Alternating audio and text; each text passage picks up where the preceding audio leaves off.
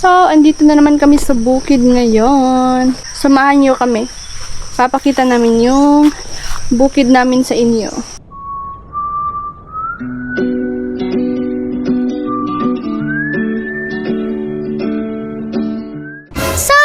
Everything on earth. So ngayon pala ay samahan nyo kami kasi nga bibisitahin namin yung palaya namin dito. Kasi nga ready for planting na yun siya. So bisitahin natin. Let's go! Sa sobrang tagal namin hindi nakabalik dito sa bukid, syempre na-miss namin yung life dito. So ito pala yung bahay kubo namin dito. Tapos ito yung paligid. Refreshing lang, diba?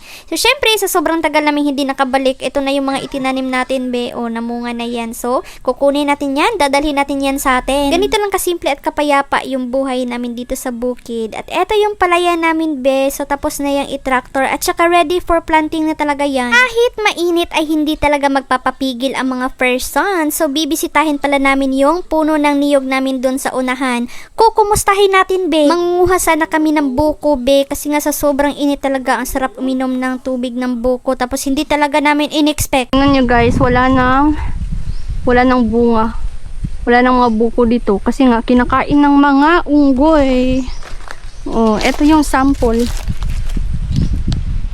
Yan yung sample, Kinakain ng unggoy.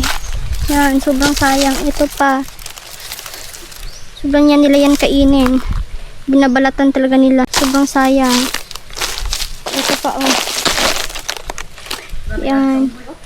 Oo, sobrang dami talaga ng unggoy na gumagala dito sa bukid namin. Tapos kinukuha nila yung mga niyog. Sobrang sayang lang kasi next month ay magkokopra kami. So, hindi namin mapapakinabangan yung mga niyog na yun. Kasi nga wala na, kinainan ng mga unggoy. Ganyan talaga yung mga problema namin dito sa bukid na hindi talaga namin makontrol. Kasi nga, naghahanap lang din naman sila ng makakain. So, ayun. Kailangan natin itong bitbitin.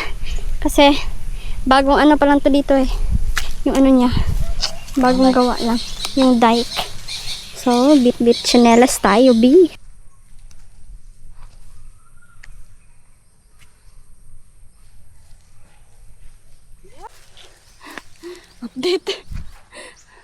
Update sa tiil. At naabutan din namin si auntie dito na binibilad yung pangsimilya namin doon sa palayan namin. So after dito, ay ibababad naman yan siya sa tubig for 24 hours. At yun, pwede ng pangsimilya. Kapag asa bukid ka talaga, napakarami talagang pagkain, na madidiscover mo na di mo pa nakita noon. Ito, yung kinukuha namin ay native daw ito na siriguelas. Diba, kinain niya, maasim-asim daw yan. Siyempre, di ko kakainin, takot akong mamatay, baka malason yung auntie niyo. Sa sobrang curious ko, eto nakakita ako ng tubig dito at saka ibinabad ko yung Insta360 X4 natin dyan, para ma-check natin kung totoo ba talaga yung waterproof na yan. In fairness, malinaw siya sa tubig. Talagang magagamit talaga natin to kapag nagda-dive tayo.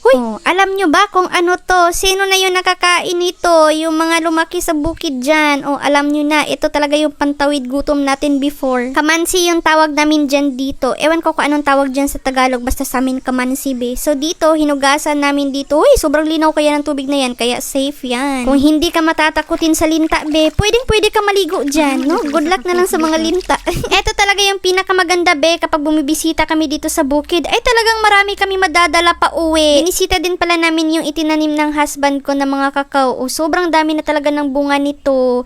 Ginagawa din namin tong cocoa powder, tapos nilalagay namin sa champurado or ginagawa namin kape. Siguro next visit namin yellow na to lahat. Tingnan nyo, sa sobrang dami, nasa lupa na yung iba tumubo, Nagpitas din yung husband ko, papakita ko sa inyo, kung gaano yan kaganda sa loob.